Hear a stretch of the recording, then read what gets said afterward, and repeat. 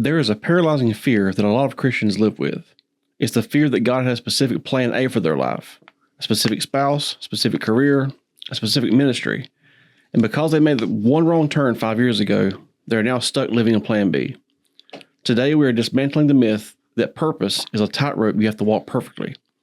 We're talking about why you haven't missed your calling, even if you feel lost right now.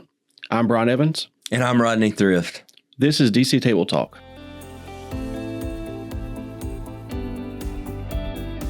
Pastor Rodney, in part 3 of Growing Up, you tackled the heavy hitter, purpose. Most of us view purpose like a treasure hunt. We think God hid a map, and if we don't find the X, we fail. But you said something that shifts the pressure off. You said, I don't just discover my purpose, I grow into it. I love that, but I want to push back for a person that feels stuck, because growing into it sounds slow. So what do you say to a person who is 45 years old, they hate their job, and they feel like they're wasting their life? They're waiting for a lightning bolt or a burning bush to tell them what to do. Are they wrong to wait for a sign? Wow, that's a big way to start this thing off today. I'm excited to talk about purpose, but what a question. I love the fact that you put it out there for somebody that's about 45 and then all the things that a lot of people are walking through right now. And so looking at this, I think most people see purpose like a destination. Mm-hmm. And this, we're destination church, so this sounds a little weird actually, but I'll frame it like this: like there's one right place, one right job, one right decision, and if you miss it, you've missed everything. But biblically, purpose is not a destination you arrive at; it's a direction you walk in. Because what if, and then I could start naming Bible characters, David, Saul, I could go right on down the line, all these different people, Samuel, Joseph, all these different Bible characters, Matthew, Mark. Wow, we could just keep going. With all these Bible characters, if it would have been about a destination, they would be stuck. Mm-hmm. But I love the thought process that it's a direction, and it's a direction that we get to walk in. So one of the things that we could do is do a flashback, maybe a quick flashback, and I could go to a passage like, say, Psalm 119, 105. We talk about this passage a lot. Your word is a lamp to my feet. If you stay on that, what it says is your word is a lamp to my feet. It's a light unto my path. And so being in South Georgia, we know exactly what this looks like, right? Come on. Oh, God doesn't give floodlights. He gives flashlights. Oh, yeah. And we all know what a flashlight is because the lights go out around here a pretty good bit. In other words, so God doesn't give floodlights, he gives flashlights. He shows us, he's showing us the next step and just not this whole big staircase. And I think for some reason we have a thought process that we would get the whole staircase. Reality, God's given us a next step. What do you think? You think about if you're in the woods, it can be scary to only have a flashlight. You wish you had floodlights sometimes. But then sometimes you don't want to know what's out there around you. It may be best just to know what's a few steps in front of you.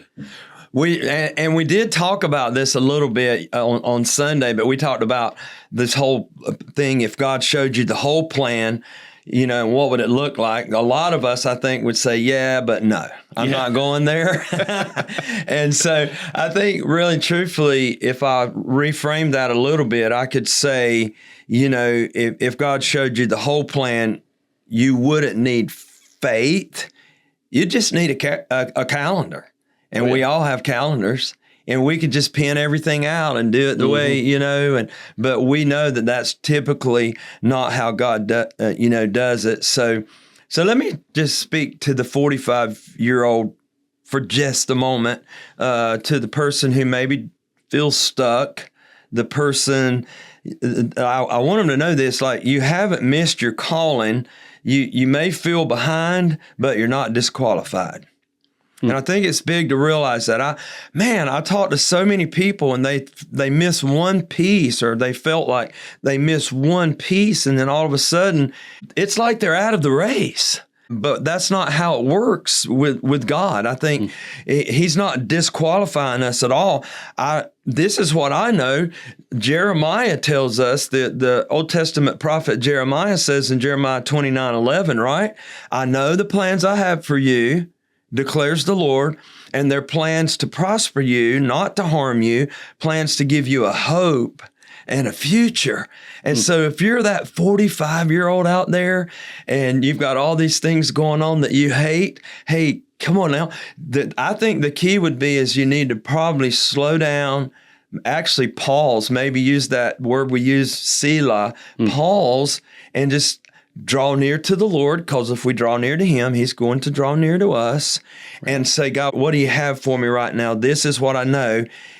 You have plans to prosper me, not to harm me, plans to give me hope and a future. So what do I need to do right now? I think I would pause if I was the 45-year-old, and that's what I would do. And because we also know that the writer of Romans would tell us in Romans 11:29, right, that God's gift and his call are irrevocable. And so if he had us on a path, now, if we messed ourselves up and there's some things we need to do to get some things back right again, okay, let's do that. We'll take care of that, right? We'll do whatever we need to do to make sure that happens. But man, the gifts and callings of God are irrevocable. So I would say, take the pause, sit before the Lord, let the Lord speak to you on that.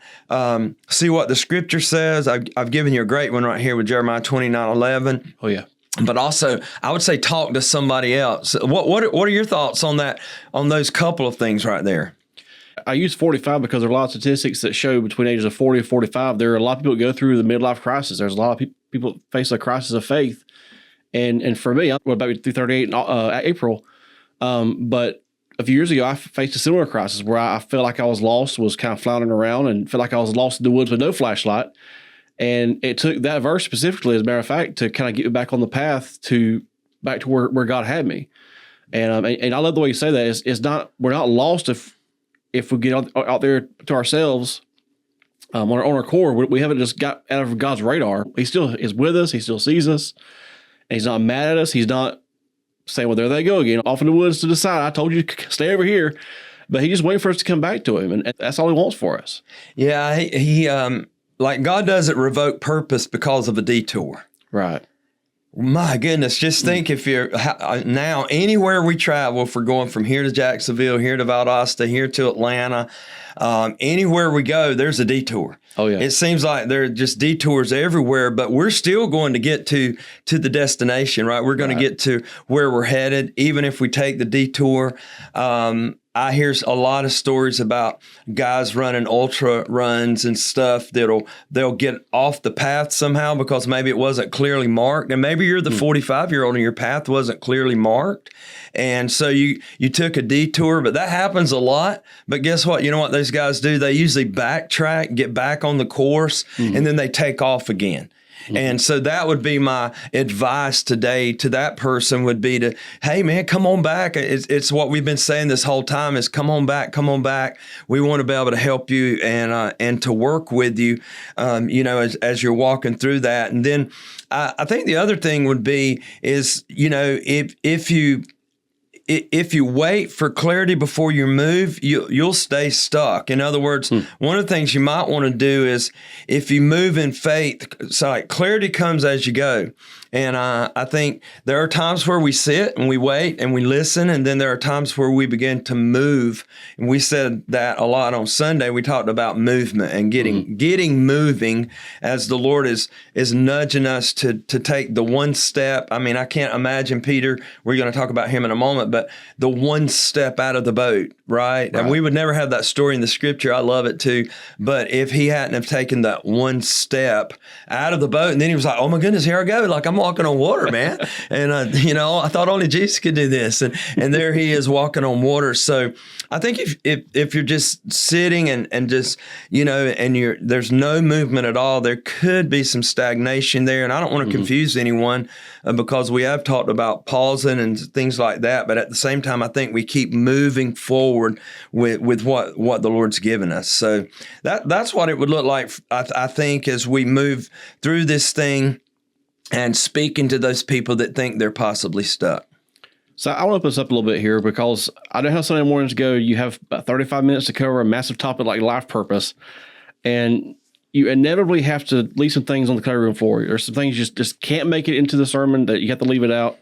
You had the pages of notes, you had the scriptures. Maybe you probably had a story or two you couldn't fit in. So if you could go back to Sunday and add one more point or go deeper on one thing you had to rush through, what is one thing you really wanted to tell us about purpose that you didn't have time to say? Well, I think I would go back to the passage we used in Luke 5, 1 through 11. And I feel like I might want to just kind of go back over it a little bit again so even our listening audience could get what the story that we're in, because Peter wasn't looking for purpose that day. Peter was washing his nets. He was just being faithful in what was in front of him. Right. And so in the story, the way the story goes, the Bible says one day as Jesus was standing by the lake of Gennesaret, the people were crowding around him and listening to the word of God. There's a lot in this story, but then he saw at the water's edge 2 boats left there by the fishermen who were washing their nets. So there we are back with the guys washing their nets, Peter and the guys getting them clean, ready for the next day, getting them set up, whatever that looks like.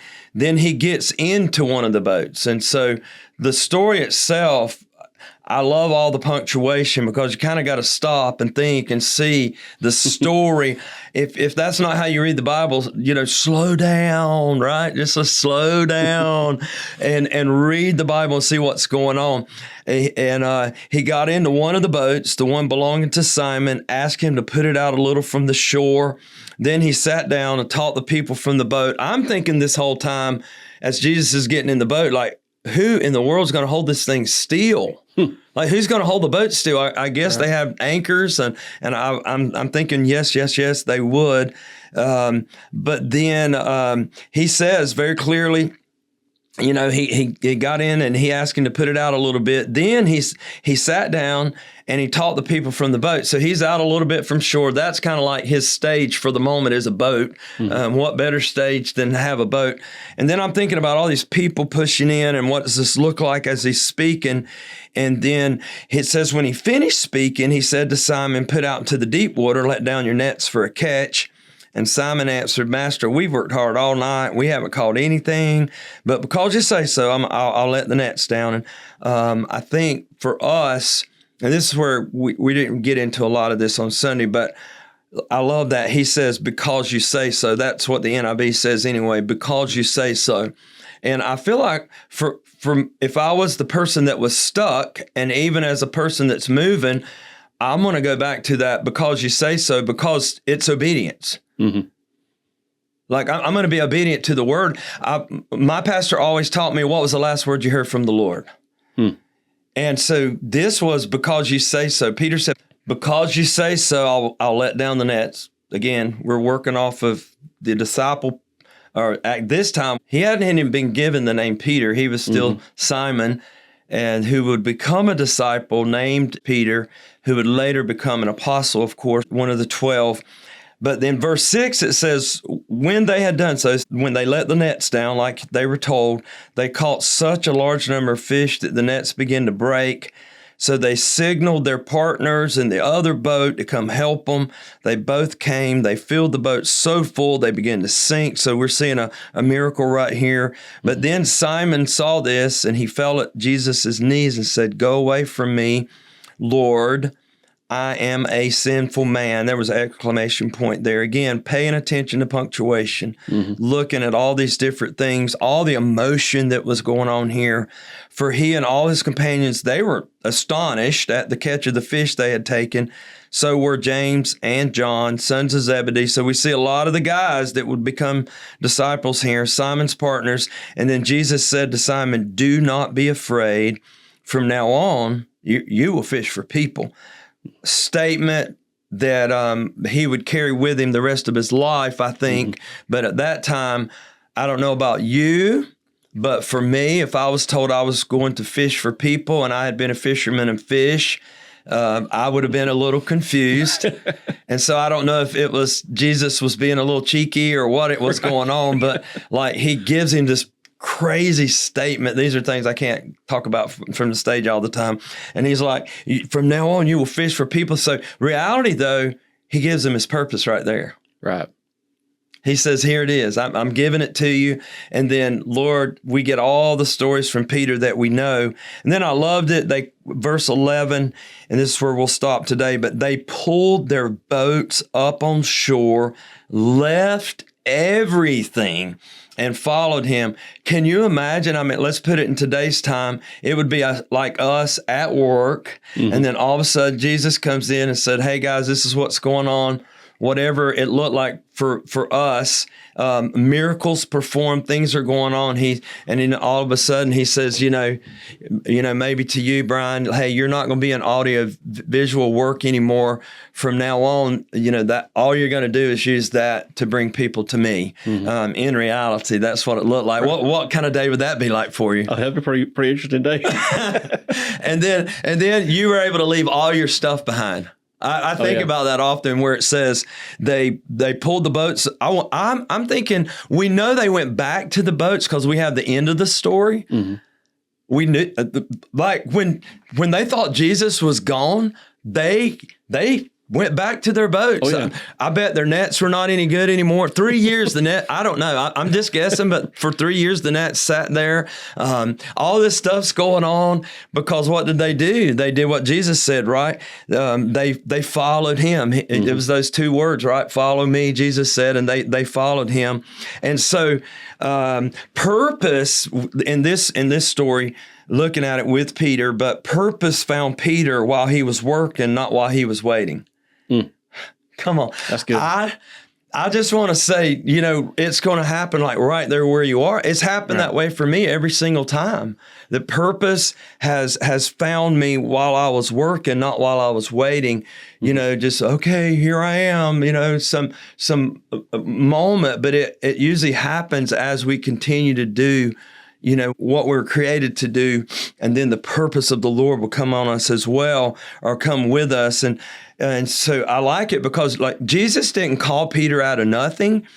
He called him out of something he was already doing. Oh, yeah.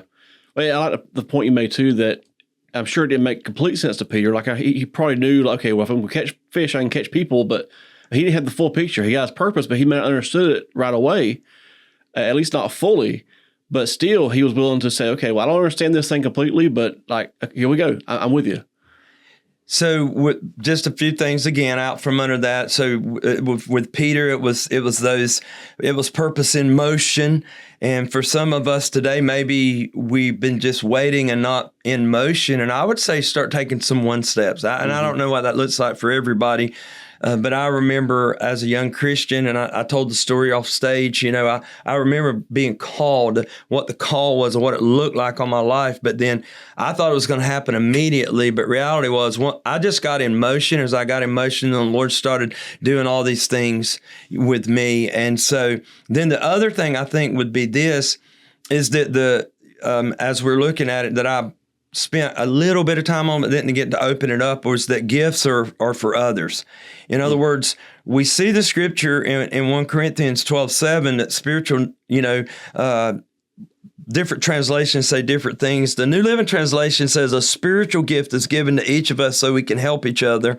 I think there is a translation that says spiritual gifts are not given for personal elevation, they're given for the common good. And so as we're looking at this, I wanted to say this is how I see it anyway. Our gifts were never meant to end with us. They're meant to give away. We're consistently giving them away.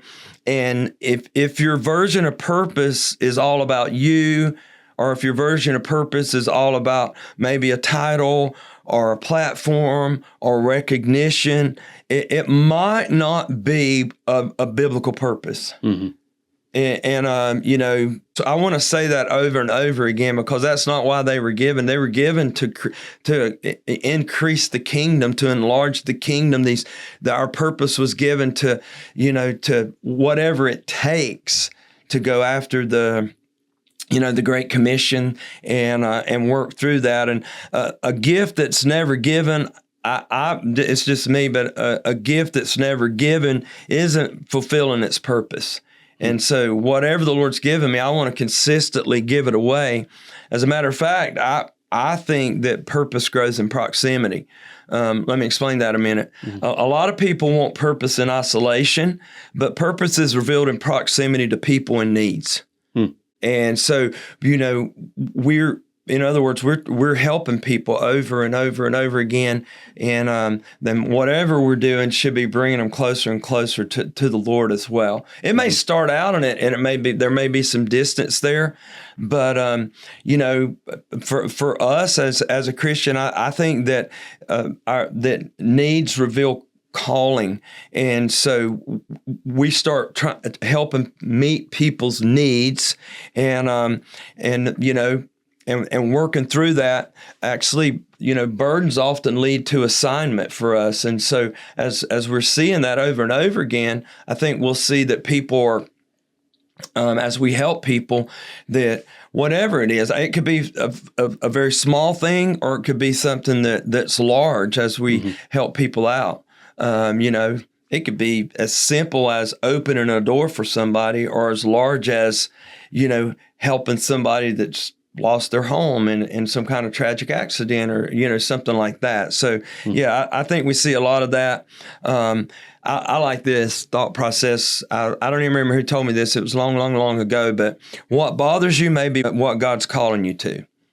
And for me, that's so true, because I have a big, big heart for the poor, for the poorest of the poor, and working through that. It bothers me, and I know I've always been called there.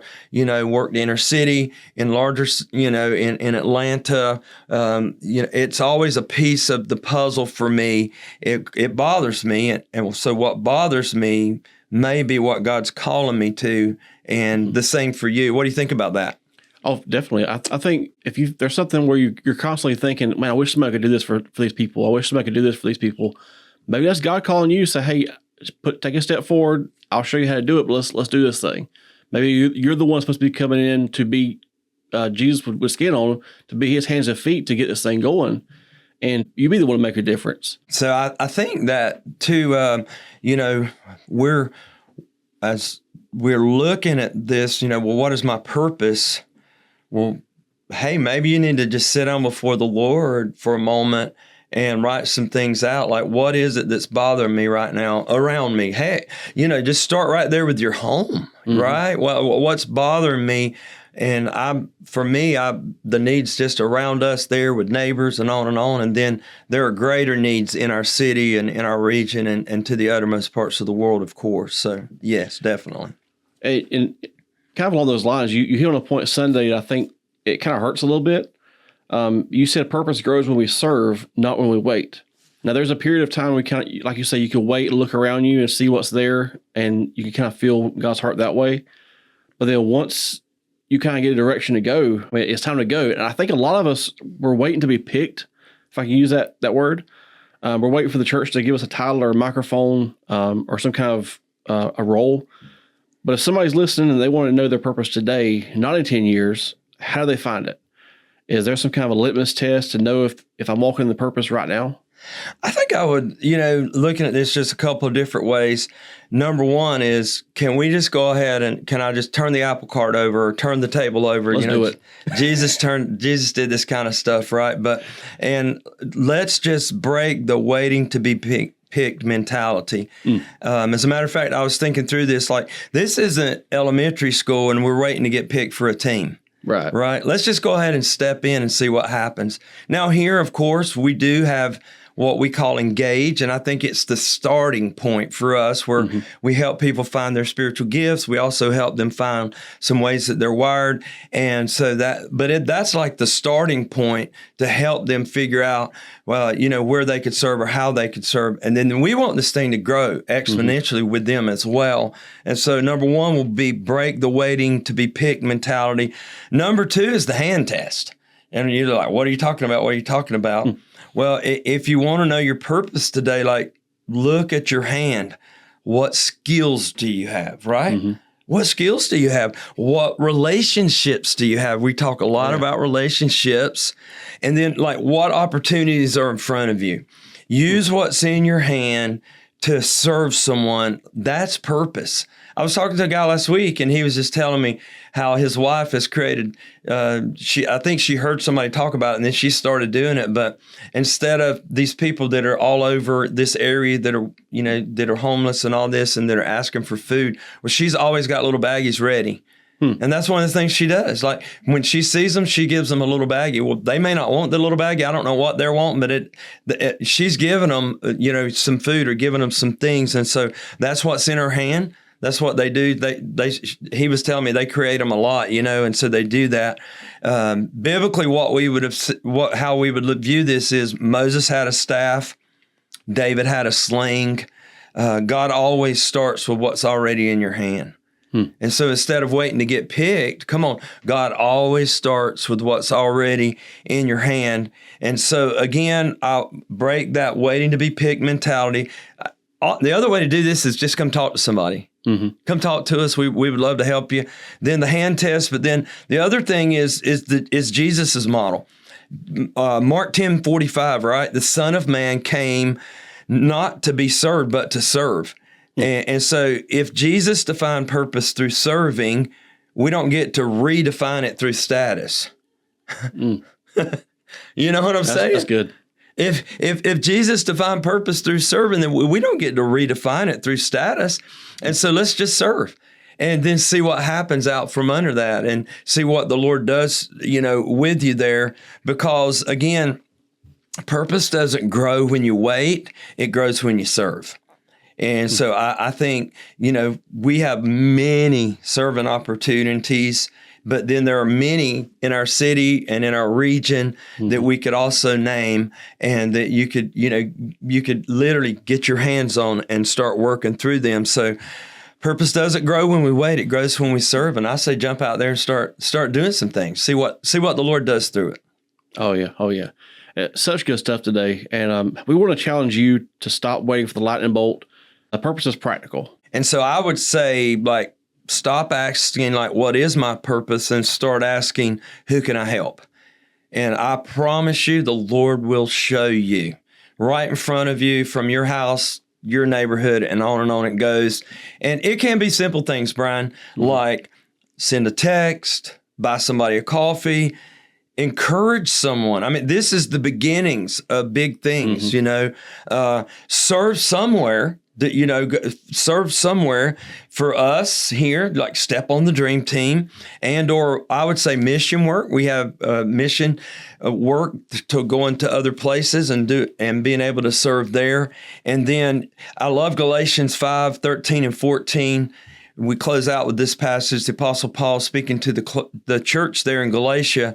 You, my brothers and sisters, were called to be free, but do not use your freedom to indulge the flesh. Rather, serve one another humbly in love. And then he goes back to Jesus's word. The entire law is fulfilled in keeping this one command: love your neighbor as yourself. So purpose isn't discovered in isolation. It's revealed in service, right? And I believe that the moment you step into serving someone else, you start walking in your purpose.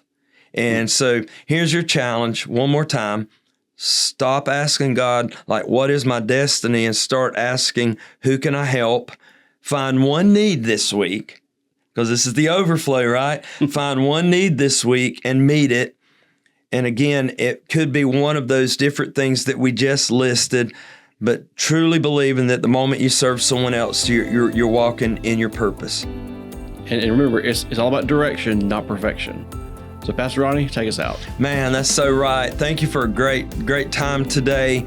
I'll say it like we say it every week. Pull up a chair. There's always room at the table. Sunday starts the conversation, but right here is where it continues. We'll see you next time.